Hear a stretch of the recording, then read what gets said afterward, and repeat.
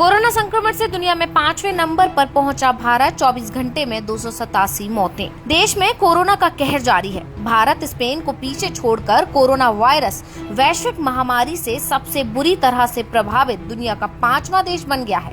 देश में बीते 24 घंटे में कोरोना वायरस के 9,971 नए मरीज मिले हैं, जबकि 287 लोगों की मौत हो गई है। स्वास्थ्य मंत्रालय के रविवार सुबह तक जारी आंकड़ों के मुताबिक देश में फिलहाल कोरोना संक्रमितों की संख्या 2,46,628 हो चुकी है और इनमें से 1,20,406 एक्टिव केस है, जबकि 1,19,293 लोग इलाज के बाद ठीक हो चुके हैं। हिरासत में दिल्ली बीजेपी अध्यक्ष आदेश गुप्ता लॉकडाउन में कर रहे थे प्रदर्शन। दिल्ली बीजेपी का नया जिम्मा संभालने वाले प्रदेश अध्यक्ष आदेश गुप्ता को पुलिस ने हिरासत में ले लिया है। आदेश गुप्ता लॉकडाउन के बीच राजघाट पर दिल्ली में स्वास्थ्य सेवाओं की बिगड़ी स्थिति के खिलाफ प्रदर्शन कर रहे थे। प्रदर्शन में दिल्ली बीजेपी के सभी विधायक भी मौजूद थे। पुलिस ने आदेश गुप्ता को हिरासत में ले लिया है और उन्हें राजेंद्र नगर पुलिस स्टेशन लेकर गई है। दिल्ली बीजेपी का आरोप है कि दिल्ली में कोरोना संक्रमण के बाद स्वास्थ्य सेवाओं की स्थिति चरमरा गई है। लोगों को अस्पताल में बेड नहीं मिल रहा है और वे इधर उधर परेशान हो रहे हैं।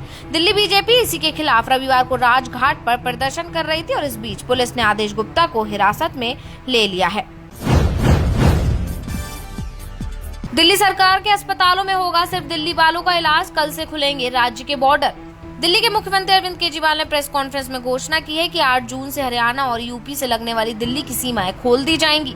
केजरीवाल ने कहा कि दिल्ली सरकार के अधीन आने वाले अस्पतालों में सभी बेड दिल्ली वासियों के लिए सुरक्षित रहेंगे, जबकि केंद्र के अंतर्गत आने वाले हॉस्पिटल्स दिल्ली के बाहर वालों के लिए भी उपलब्ध होंगे। उन्होंने कहा कि जून महीने के अंत तक दिल्ली को 15,000 बिस्तरों की आवश्यकता होगी। साथ ही दिल्ली सरकार ने आगामी 10 जून 2020 से सभी श्रेणियों की शराब के अधिकतम खुदरा मूल्य पर लगाए गए 70% विशेष कोरोना शुल्क को वापस लेने का फैसला किया है, लेकिन वैट 20 से बढ़ाकर 25% कर दिया गया है। दिल्ली सरकार ने बीते 4 मई को लॉकडाउन का तीसरा चरण शुरू होने के साथ ही 150 सरकारी शराब के ठेकों को खोलने की अनुमति दे दी थी। भारत चीन के बीच उच्च स्तरीय सैन्य वार्ता से भी नहीं सुलझा मामला। भारत और चीन के बीच हुई सैन्य कमांडर स्तर बातचीत फिलहाल वास्तविक नियंत्रण रेखा पर चल रहे गतिरोध को सुलझाने का कोई फॉर्मूला नहीं निकाल पाई। चुशुल मोल्डो इलाके में 6 घंटे तक हुई बातचीत के बाद भी ना तो चीन अप्रैल पूर्व स्थिति में अपने सैनिकों को लौटाने पर राजी हुआ और ना ही अपने ऐतराज कम करने पर। हालांकि दोनों पक्षों ने इस बात पर सहमति जताई कि मौजूदा प्रक्रिया के तहत मामले को सुलझाने के लिए कूटनीतिक व सैन्य स्तर पर संवाद बनाए रखेंगे। कंगना रनौत डायरेक्ट करेंगी फिल्म अपराजित अयोध्या। कंगना रनौत बॉलीवुड की सबसे बेहतरीन एक्ट्रेस में से एक हैं। उन्होंने अपनी दमदार परफॉर्मेंस से लोगों को काफी प्रभावित किया है। इसके साथ ही उन्होंने पिछले साल अपने डायरेक्शन का भी दम सिखाया। साल जनवरी में रिलीज हुई film Manikarnika the queen of Jhansi की वह को डायरेक्टर थी। इस फिल्म में वही लीड रोल में भी थी। हाल ही में उन्होंने अपनी अगली फिल्म अपराजित अयोध्या के बारे में बात की।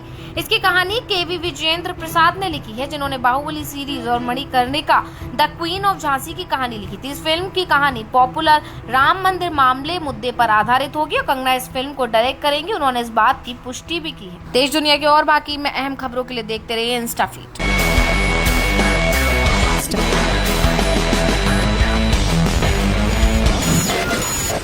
InstaFeed.